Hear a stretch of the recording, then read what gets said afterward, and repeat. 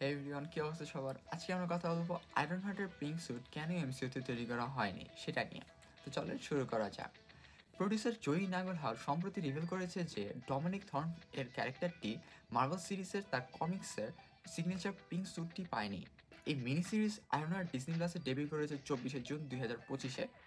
তাহলে কমিক্সের pink স্যুটটা iron হার্টকে কেন দেওয়া হলো না? যখন এই বিষয়ে নাগেলহাউডকে জিজ্ঞেস করা হয়েছিল যে উইলিয়ামসকে তার পিঙ্ক স্যুট দেওয়া হবে কিনা, নাগেলহাউড বলে, to be totally honest, no. তিনি ক্ল্যারিফাই করে পিঙ্ক স্যুট বাদ দেওয়ার রিজনও।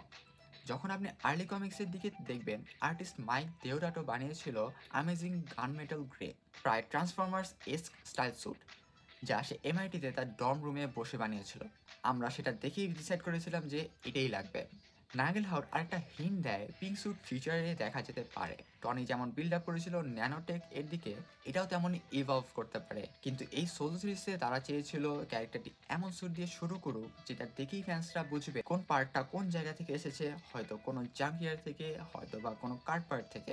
অ্যান্থনি র্যামোসের ভিলেন দ্য হুডের সাথে ফাইট করার সময় উইলিয়ামস তার সৎ বাবার গাড়ির পার্টস ব্যবহার করে একটা স্যুট বানিয়েছিল। এই স্যুটটা বিল্ড করা হয় তার সৎ বাবার গ্যারেজে। স্যুটটার কালার কি ছিল? Black and red. আর এটাতেও ম্যাজিকও ইনজেক্ট করা হয়েছিল। আয়রন হার্টের 3টা এপিসোড রিলিজ হয় জুন মাসে, আর বাকি 3টা রিমেইনিং এপিসোডস রিলিজ হবে জুলাই 1, 2025-এ। তো আপনারা আয়রন হার্ট দেখেন এবং আমাকে অবশ্যই জানাবেন যে আয়রন হার্ট দেখার পর আপনাদের অভিজ্ঞতা কেমন ছিল।